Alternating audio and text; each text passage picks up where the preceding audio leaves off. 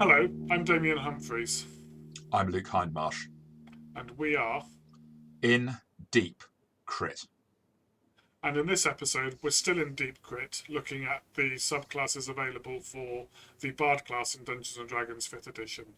This video will deal with the three subclasses, the three colleges that are presented in Xanathar's Guide to Everything, which are the College of Glamour, the College of Swords, and the College of Whispers.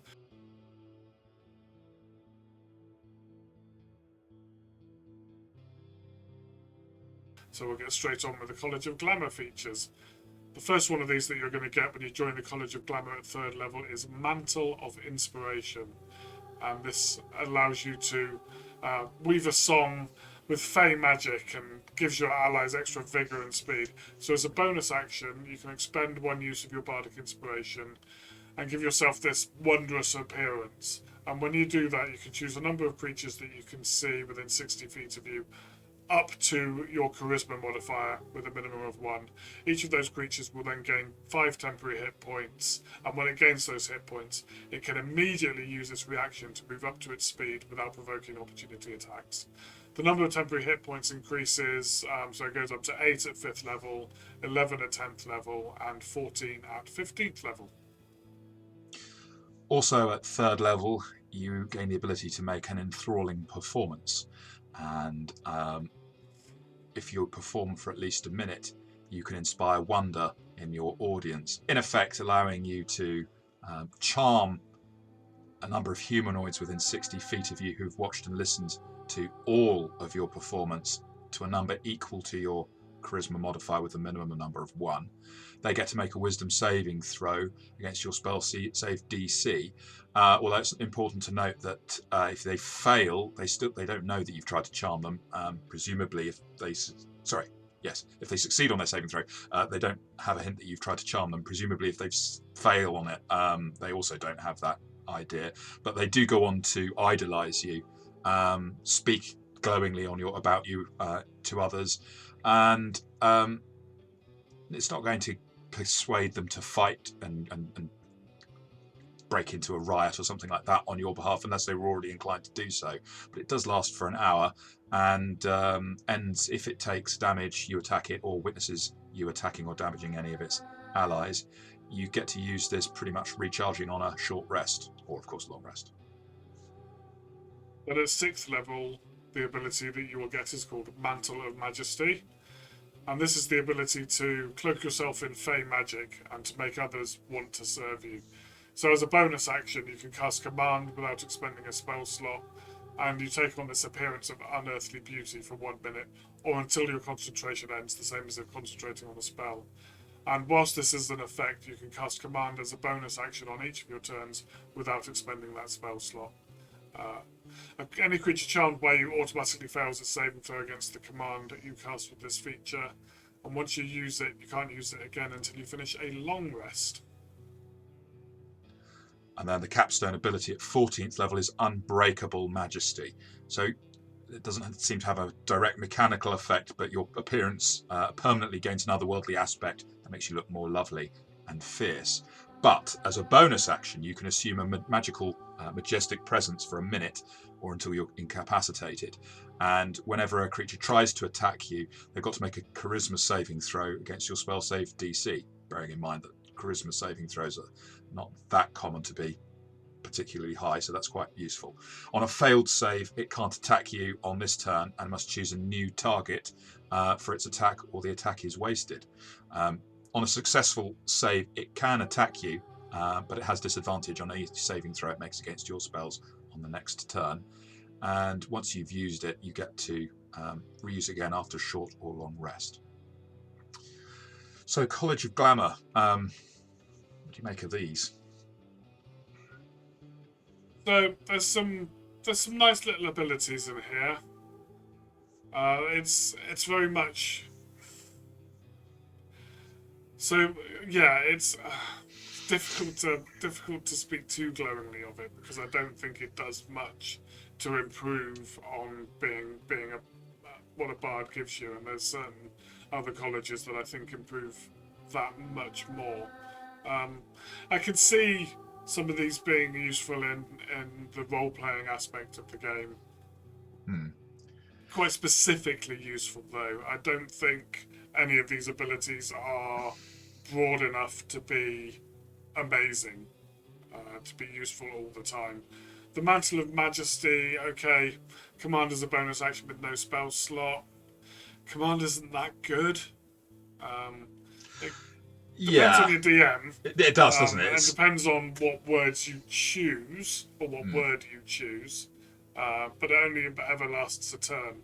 So I guess you could use it to play almost whack-a-mole with the enemies, as you tell each one in turn to drop their weapon, surrender, or surrender, or run away for 6 seconds. I suppose you could keep telling the same one each turn as a bonus action. Run away. Well, flee. Sorry, it has to be one word, doesn't it? Flee. Yeah. Flee, and hopefully it keeps failing its saving throw. Yeah. I mean, looking at it, so just going in order. If I look at Mantle of Inspiration, 5 temporary hit points is quite tempting, but that's a low-level benefit that doesn't. I mean, it scales a little bit, but it's not a huge amount. 8 at 5th level, 11 huge, for 10. no. I mean, by the time you're at 15th level, 14 hit points. I mean, it's nice enough, I suppose, but it's not brilliant. I think the mobility side of this, I think, is the better part of that. Being able to, each of those creatures being able to use their reaction to move up to its speed without provoking opportunity attacks. Really good for getting out of, or indeed into, combat. Yeah. As a tactical ability, I think that's the most useful part of this subclass. I love the idea of the enthralling performance, the sort of wrapping the crowd up. I think, again, if you've got some crowd that's already willing to fight on your behalf, maybe this isn't particularly necessary. But I think that's one of the problems I have with it, is it doesn't encourage you to end up with a crowd that's going to storm the tower on your behalf or riot to create a distraction. And that would be quite nice if it let you do that. But I suppose it's a question of balance. I just think it takes a bit of time to set up. It's not useful really in combat particularly. That said, if you're trying to escape and you have from a situation, you've got a minute to spare to chat up with the local crowd around you, you may have some kind of resistance from them. They're not going to fight, but they might stand in the way to prevent the guards chasing after you. It's very useful socially, maybe. Socially, yeah. So I'm sitting here and I'm thinking, maybe if there's some kind of social interaction that you need to make in a bar or in a crowded place, which may not necessarily go your way, to be able to do this beforehand. Yeah. So that you have that, if things go south and you need to make a quick exit from that situation, you at least have a group of people that are going to hinder that person that is trying to chase you out of the bar or the marketplace or wherever it is you've caused some trouble. Captured by ogres or trolls or something. I mean, maybe not trolls, but I mean, you're captured and maybe they're thinking about eating you, or, this might be the thing where you say, hey, I can perform. And they might, this gives you the role playing out for, hey, leave that character alone. I want them to survive. It lasts for an hour. Maybe that can be the difference between the party ending up in a cookpot. But it's too situational. It's too situational and too vague, I think. Yeah.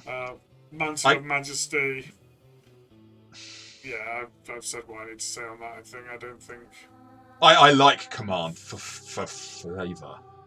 But I'd like to use command, but I recognise that when I do, it really depends on how my DM's going to interpret these things. And if I'm DMing, how would I interpret it? And trying to, you have to adjust your expectations for it. And for 6th level, it's not that powerful, I don't think. And I'm looking at the capstone ability. I mean, if appearance permanently gaining another worldly aspect, making you look more lovely and fierce, well, why doesn't that give you a bump to your charisma or something? I mean, that's nice as a sort of role-playing thing, but it has no mechanical effect. Okay, the bonus action protecting. I mean, again, it really depends on the situation. It could be quite useful, but it's hardly blowing me away. I think it's a bit like Sanctuary. Yeah, that's a good point. Except you get the thing that if it makes a successful save, it still has disadvantage against any future save. Well, the next saving throw on your next turn. But it's kind of a sanctuary with a charisma save. But then you could have taken sanctuary with your magical secrets, or you can have a cleric in the party that can cast sanctuary. So I don't think it's that great. No, and ultimately that informs my verdict on this subclass, despite its role-playing potential, which actually for me is probably more important than mechanical strength. But we're looking at it from the mechanics, even including that. To me, I'd say this class is, it's not terrible. This subclass, sorry, it's not terrible. It's crit and miss. Yeah, absolutely. For me, it's crit and miss as well. You're still playing a bard, so you're still going to have fun. But this does not do anything to add to that fun.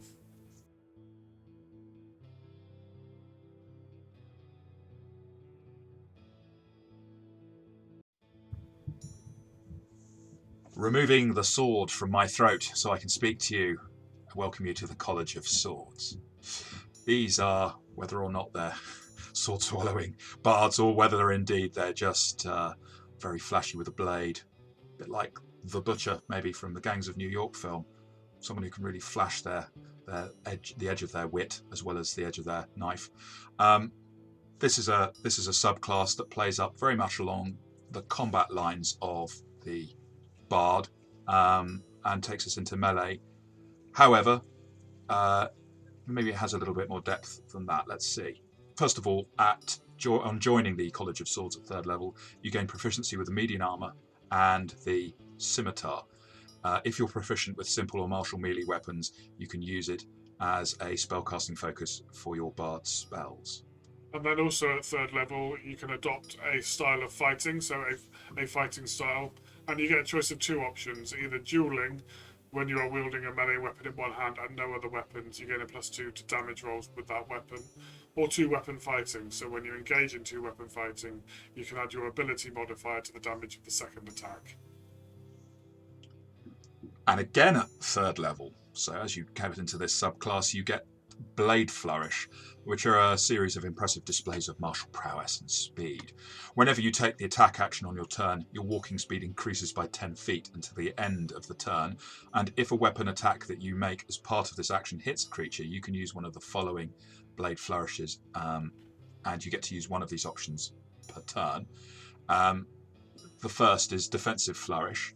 You expend 1 use of your Bardic Inspiration, dealing extra damage in accordance with the Bardic Inspiration die that you use, and you will also add the number that you roll on that die to your AC until the start of your next turn.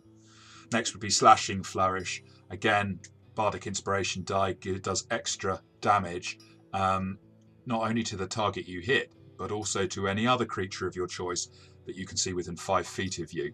And the damage equals the number you roll on a Bardic Inspiration dice for both of those creatures. And finally, Mobile Flourish. You can expend a Bardic Inspiration die for doing the extra damage, but also pushing a target up to 5 feet away from you, plus a feet equal to the number you roll on that die. So potentially when you're rolling D12 Bardic Inspiration die, you could push a creature 17 feet. Doesn't depend on size as far as we can see. And you then afterwards can immediately use your reaction to move up to your walking speed to an unoccupied space within 5 feet of the target. Starting at 6th level, you get the extra attack, so whenever you take the attack action on your turn, you can attack twice instead of once. And the capstone ability at 14th level, Master's Flourish, lets you use the Blade Flourish option without needing to use one of your Bardic Inspiration dice, if you're willing to take a D6 instead of expending that die. Damien, what's your verdict on this subclass? I think I like it more than I like the College of Valor slightly, for the fighting style and for the martial prowess side of things. Okay, so you don't get proficiency with shields or all martial weapons; you just get medium armor and the scimitar. But being able to use any weapon you're proficient with as a spellcasting focus means that you don't have to worry about playing an instrument whilst also casting your bard spells. You can use that weapon, which is a nice addition for this class. The addition of a fighting style, very useful, very part of the flavour of this class. Not getting a fighting style is quite useful, and adding that ability modifier with 2 weapon fighting or an extra bit of damage from dueling is always going to be useful.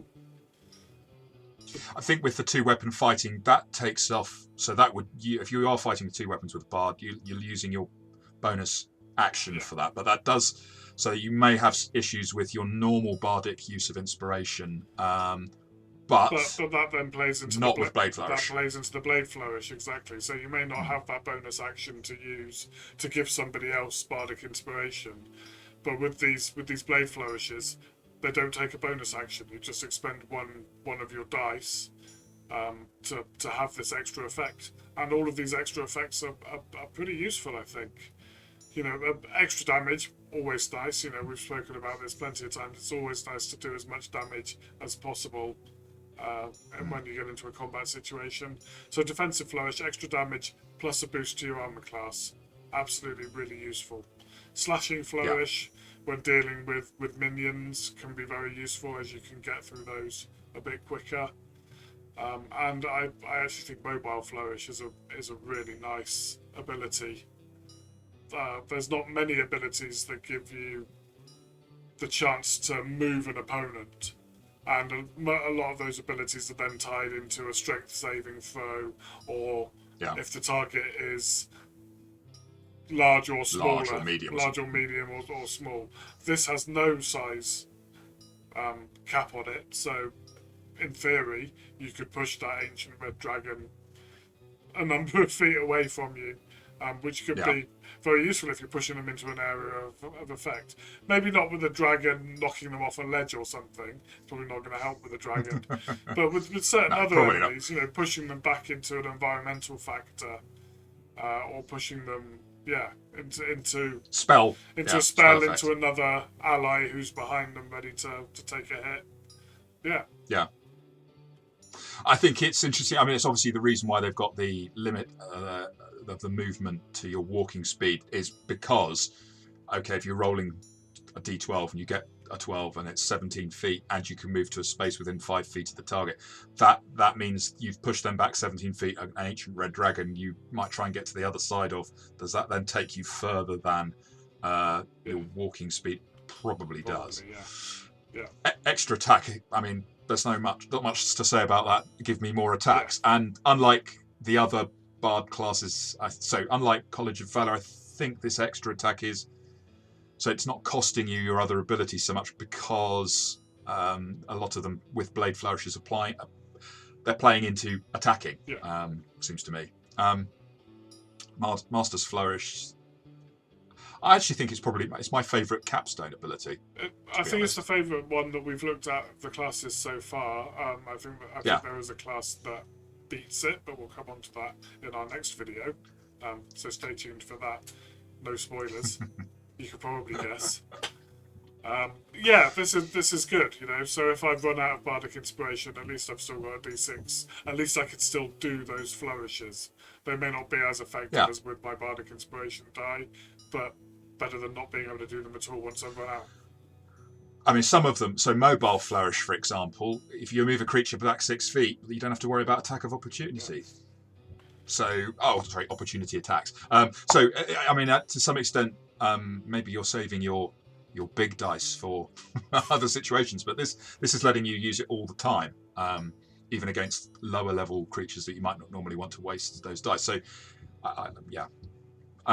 for me, I almost think that this is the crit, but I think it's probably a good crit, because regardless of how much I like it, I don't think it's still not playing to the Bard's greatest strength as a support class. It is mixing it up to slightly too much in combat to really play to that strength. But I think it does it very well. Yeah, I agree with you. I think this is good crit, and I think that, I guess the danger is it's pushing you more into that combat style of Bard, which perhaps you're not quite as suited. You're more suited for than some other bard subclasses, but Yeah. still, as a bard, your place is probably not in the front line. I can see this being the crit with a party made up of mobile combatants, ranged spellcasters, battlefield control casters, that kind of thing. If you had a group where, no offense to the other players in your group, they're just not twigging that they've got inspiration, and so they're letting it go to waste time and time and time again. This is a subclass that really makes good use of its own inspiration dice, I think. So that could also be but I think we're on the same page about where it stands and where it falls. Absolutely. And that concludes the College of Swords for the Bard.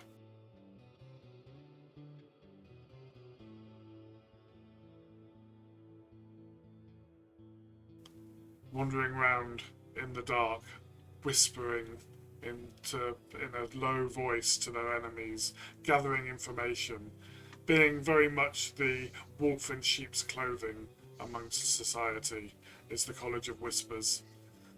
So your first ability that you'll get when you take this college at 3rd level is Psychic Blades. So you get to make your weapon attacks magically toxic to a creature's mind. When you hit a creature with a weapon attack, you can expend 1 use of your Bardic Inspiration and deal an extra 2d6 psychic damage to that target. You can only do this once per round on your turn. That psychic damage increases, so it goes up to 3d6 at 5th level, 5d6 at 10th level, and a quite nice 8d6 at 15th level.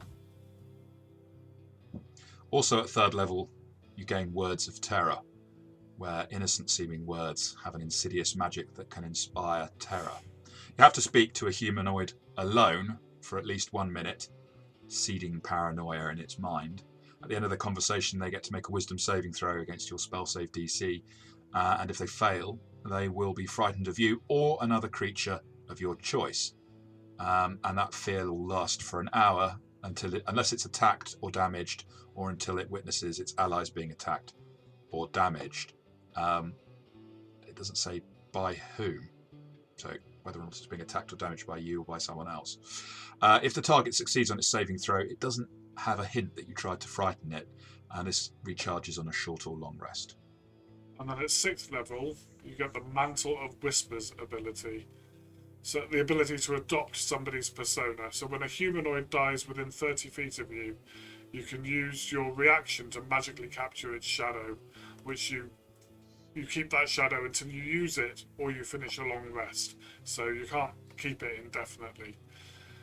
To use the shadow, you can use it as an action, and when you do so, it vanishes and magically transforms into a disguise that appears on you, and you now look like that dead person, but healthy and alive. And this disguise lasts for an hour until you end it as a bonus action. While you're in this disguise, you get access to all information that the humanoid would freely share with a casual acquaintance. So you don't get its deepest, darkest secrets, its passwords, and all that kind of thing. But you get the general details on its background and its personal life, its personal relationships, that kind of thing. Enough so that you can pass yourself off as that person by drawing on its memories. Another creature can attempt to see through this disguise by succeeding on a Wisdom Insight check, contested by your Charisma Deception check. But you do gain a +5 bonus to this check. And once you capture a shadow with this feature, you can't capture another one with it until you finish a short or a long rest.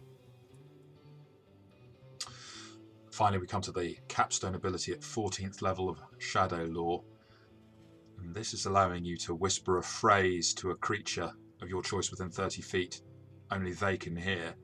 If they pass their wisdom saving throw against your spell save DC, they hear nothing but an unintelligible mumbling, which has no effect. But if they fail, then it's charmed by you for the next 8 hours, or until you or your allies attack it, damage it, or force it to make a saving throw. The whispers that it hears, if it fails its saving throw, describe its most mortifying secret. You don't yourself gain knowledge of this, but that creature thinks you know its deepest, darkest secret. And charmed as it is by that, it obeys your commands for fear that you will reveal its secret. So it's very much a blackmailer's dream. Doesn't mean it will risk its life for you or fight for you unless it's already inclined to do so. But it does grant you favours and gifts it would offer to a close friend. When the effect ends, the creature doesn't understand why it held you in such fear. This recharges on a long rest.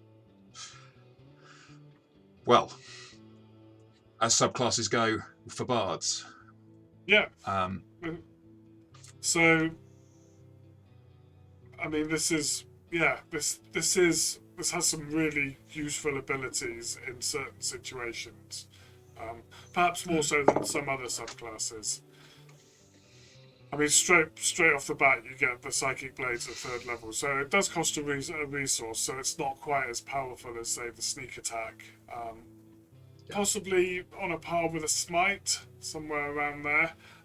The extra damage that you get to do an extra 2d6 psychic damage, and psychic damage is a type of damage that isn't massively resisted in the game, so that's, extra damage is always useful. So being able to get that extra damage in is nice. Clarifying a rules issue with this, it's a weapon attack. Yeah. So that would include ranged weaponry, wouldn't it? Yeah. Yeah, it doesn't say melee weapon, Because, so a weapon attack. Yeah. No. Because one of my concerns with the Bard is this doesn't do anything to bump up your potency in combat or survivability in combat otherwise as a subclass. It does let you do this extra damage, but if you're toe-to-toe and you're more of a support utility type character, you're in some trouble. That's not a negative. It's just, I just wanted to note that this could actually play very nicely to a ranged, a bard who's shooting hand crossbow or whatever from range. Hand crossbow with the crossbow expert feat. Yeah. Could play in very nicely, yeah. We'll look at feats in an entirely different video. Of course, how synergize. But yeah, absolutely, you're right. It doesn't say melee weapon, so that's any weapon attack. And then the Words of Terror. Yeah, so the rest of the abilities really, I think they really play into an infiltration kind of build. Yeah. The Words of Terror, it takes a minute to set up, but you can certainly use that in a role-playing situation to set up some kind of encounter later on where that target is frightened of you or another creature, and you can perhaps use that to manipulate that target further on down the road, so as long as it's within that next hour. Yeah. Yeah. That plays into, so it synergizes so nicely with the rest of its abilities to do with mantling, the Mantle of Whispers, this ability to put on another face and have some memories and be very good at disguises, and the Shadow Law. It's very manipulative. I think if you're playing in a group where you're all meant to be heroic and there isn't supposed to be nefarious deeds, you're not going to fit in too well with that. So this is hugely useful for social interactions and infiltration, as you say. That may or may not be the kind of campaign or party that you're in, and so that dreaded phrase. So if you're playing in a party of honourable heroes, you're going to find yourself very much on the outside if you're playing this type of character. If you're playing in a dungeon crawl, you're not going to get very many opportunities to use these abilities. But if you're playing a kind of rogues gallery kind of game, where there's secrets to be discovered and infiltration to be done, this is an absolute perfect class for that. So on balance, I would rate this class overall as good crit, with a little ability to bump it up to the crit for certain campaigns. Yeah, I agree. I mean, I think this is fantastic from a role-playing perspective. I love it.